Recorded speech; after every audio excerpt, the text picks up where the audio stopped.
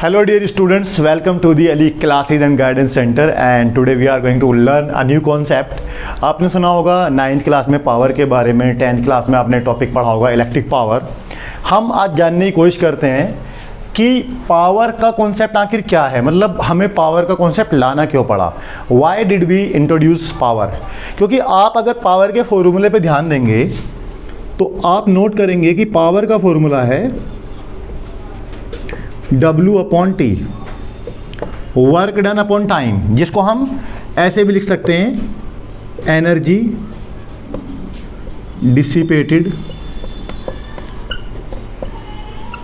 Divided by time. तो आप देखें तो हमें एनर्जी के बारे में ऑलरेडी पता होता है कि energy is the capacity of doing work. अब यहाँ पे एक नई चीज़ क्या आई है, यहाँ पे नई चीज़ आई है टाइम। तो आखिर इसका टाइम का क्या रोल है, तो देखा जाए तो यहाँ पे W is already work done upon time. तो बेसिकली यहाँ पे पावर का कॉन्सेप्ट क्या है, इसके लिए हम एक एग्जांपल कंसीडर करते हैं। मान लिया 2 पर्सन और 2 मशीन्स आर कंज्यूमिंग और प्रोवाइडिंग 100 जूल ऑफ एनर्जी। मान लिया एक मशीन 100 जूल वर्क कंज्यूम कर रही है। या तो देखो क्या होगा, या तो आपकी डिवाइस एनर्जी कंज्यूम करेगी या डिवाइस एनर्जी प्रोवाइड करेगी। दो ही काम होंगे, या तो एनर्जी ली जाएगी या एनर्जी दी जाएगी, खर्च की जाएगी। हमने माना कि दूसरी मशीन है और वहाँ पे भी एनर्जी की वैल्यू कितनी, 100 जूल।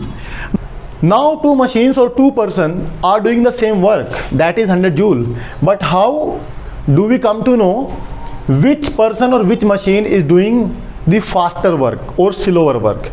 दोनों सेम वर्क कर रहे हैं, कौन तेजी से काम कर रहा है कौन धीमे काम कर रहा है, उसके लिए कॉन्सेप्ट आया किसका, पावर का कॉन्सेप्ट आया। तो पावर हमको ये बता रही है कि एनर्जी कंज्यूम हो रही है या एनर्जी खर्च हो रही है, वो किस रेट से हो रही है, मतलब कितने टाइम में हो रही है। अगर आपको ये जानना है कि कौन पर्सन तेज़ काम कर रहा है कौन पर्सन स्लो काम कर रहा है, या कौन मशीन ज़्यादा एनर्जी तेज़ी से एनर्जी कंज्यूम कर रही है और कौन मशीन धीमे धीमे कंज्यूम कर रही है, उसके लिए हमको कॉन्सेप्ट लाना पड़ा पावर का।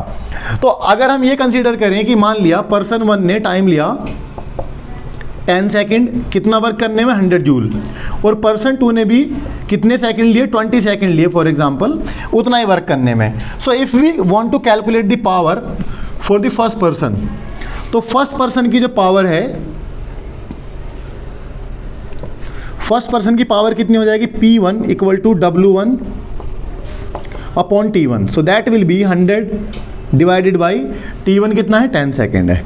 तो अगर हम देखेंगे तो यहाँ पे आंसर आएगा 10 जूल पर सेकेंड। तो जो पर्सन 1 है वो 10 जूल एनर्जी कंज्यूम कर रहा है 1 सेकेंड में। तो उसकी पावर कितनी आई, 10 जूल पर सेकेंड, और इसी को मिला के हम बोल देते हैं 10 वाट। तो पावर का यूनिट वाट होता है। अब अगर हम कैलकुलेट करें दूसरे पर्सन की power, that will B W2 divided by T2। We know that W2 is also 100 joule, same value.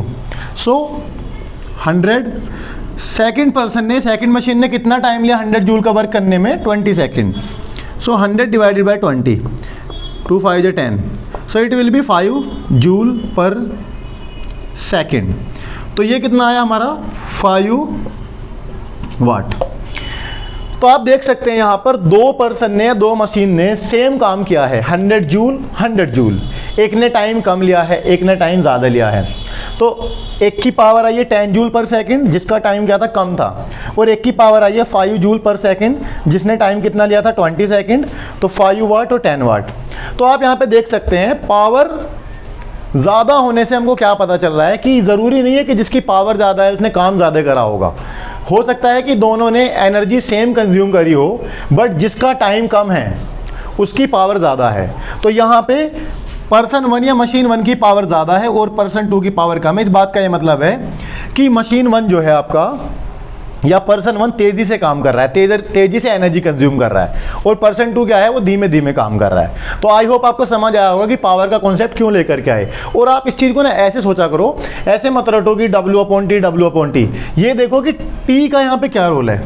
T हमें बता रहा है कि किस रेट से पावर कंज्यूम हो रही है, मतलब कितने टाइम में कितनी एनर्जी कंज्यूम हो रही है। जैसे आपने देखा होगा कि हमारे पास फॉर्मूला होता है, स्पीड का फॉर्मूला होता है V = S/T। Speed equal to distance upon time. तो मान लिया एक पर्सन ने 25 किलोमीटर कवर किया 1 घंटे में, तो उसकी स्पीड हो गई 25 किलोमीटर पर आवर। और अगर दूसरे इंसान ने उतना ही डिस्टेंस कवर किया आधे घंटे में, तो उसने टाइम कम लिया, तो हम बोलेंगे उसकी स्पीड क्या होगी, ज़्यादा होगी, और उसकी स्पीड हो जाएगी 50 किलोमीटर पर आवर। सो आप यहाँ पे देख सकते हैं अगर टाइम कम है तो स्पीड ज़्यादा है, सिमिलरली अगर टाइम कम है तो पावर ज़्यादा है। तो पावर ज़्यादा होने का मतलब क्या है कि जिस मशीन की पावर ज़्यादा है वो कम टाइम में ज़्यादा एनर्जी कंज्यूम कर रही है, और जिस मशीन की पावर कम है वो ज़्यादा टाइम में एनर्जी तो सेम कंज्यूम कर रही है, लेकिन वो धीमे धीमे कंज्यूम कर रही है। So power is telling us how faster or slower a machine or person is doing some work. तो ये हमारा कॉन्सेप्ट है पावर का। पावर का यूनिट वाट होता है, जिसको जूल पर सेकंड कहते हैं, ऐसा यूनिट है। फॉर्मूला क्या है, अगर हम डेफिनेशन की बात करें तो power is rate of doing work. Work किस रेट से हो रहा है, कैसी क्वांटिटी है, स्केलर क्वांटिटी है।